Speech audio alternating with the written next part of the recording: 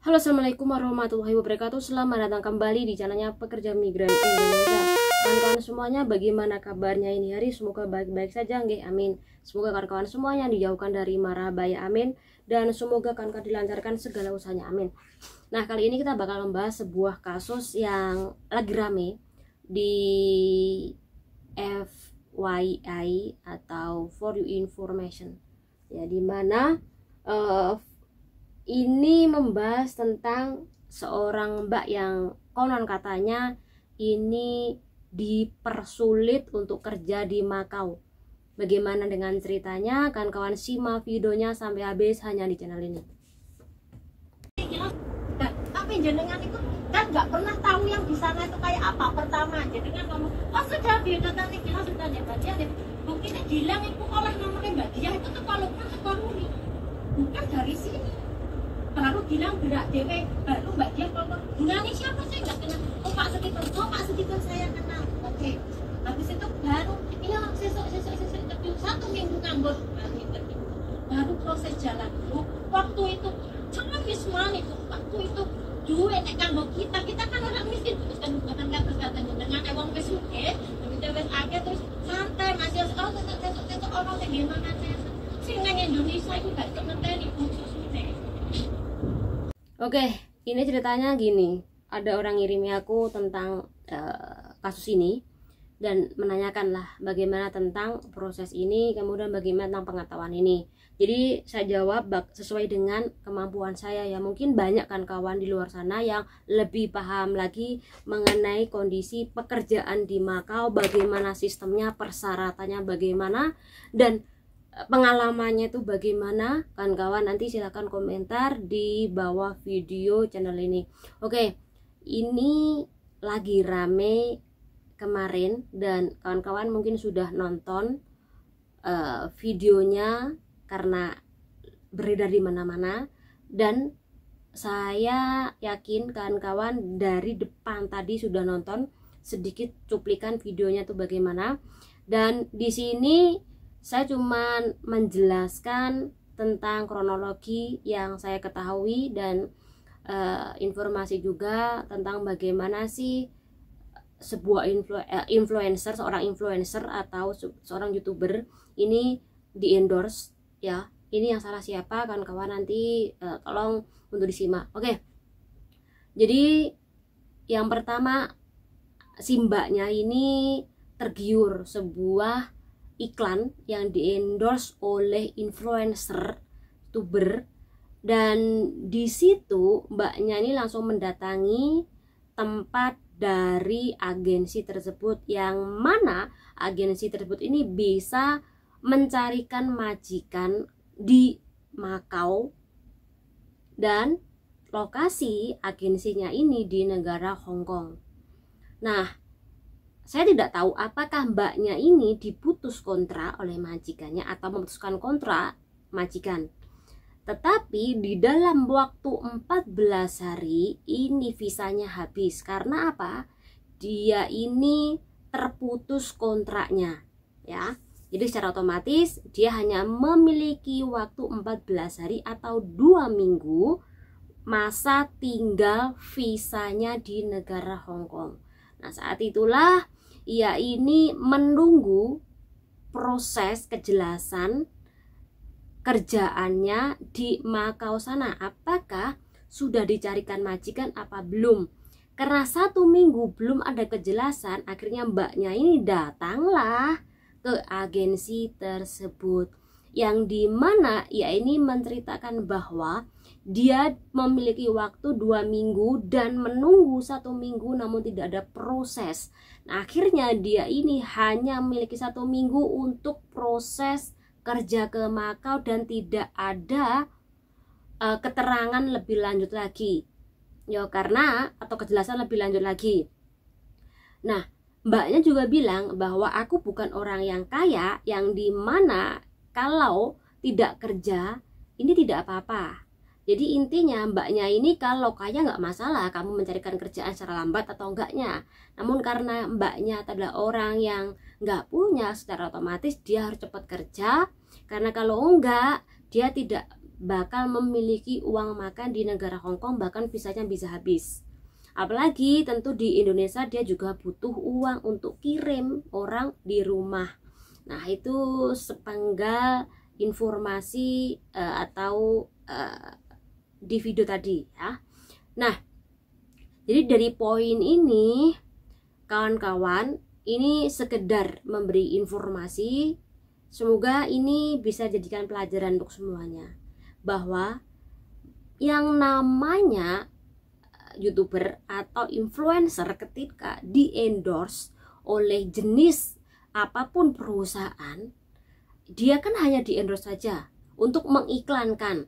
Tentu iklannya itu semuanya berbentuk baik-baik dan mengajak kawan-kawan ini untuk mengikuti apa yang disuruh oleh agensi tersebut, entah itu merekrut ataupun mengajak untuk bisnis, menarik Anda untuk datang ke sana mencari lowongan pekerjaan, kan seperti itu. Dan itu hal wajar, namanya juga di endorse, dibayar. Dan kawan-kawan ini yang mendengarkan iklan tersebut, ini harus lebih berhati-hati di dalam menanggapi situasi seperti ini. Usahakan untuk tidak mudah tergiur, apalagi seperti mbaknya tadi, ini secara berani datang ke tempat agensi. Tentu mbaknya ini sudah membayar sejumlah uang, ya kan? Karena apa? Kalau tidak membayar sejumlah uang, dia mungkin tidak berani untuk ke sana. Namun karena dia sudah membayar sejumlah uang, tentu dia menuntut. Sama seperti di video depan tadi, berani mendatangi agensi.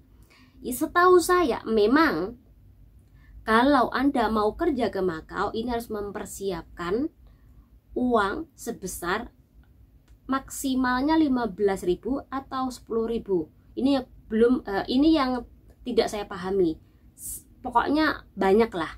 Apakah sudah dikasih uang muka dulu? Saya tidak tahu. Tapi dipastikan bahwa kalau kerja ke Makau tanpa potongan gaji, bayarnya sebanyak itu loh, Mbak. Dan itu tidak boleh dicicil seperti di sini. Ya, potongan gaji tidak, ini langsung dibayar tunai. Jadi kalau sudah tunai secara otomatis Anda diberangkatkan. Jadi saya pastikan mbaknya tadi sudah mengeluarkan uang banyak juga, karena kalau nggak banyak nggak mungkin dia langsung mendatangi tempat agensi tersebut.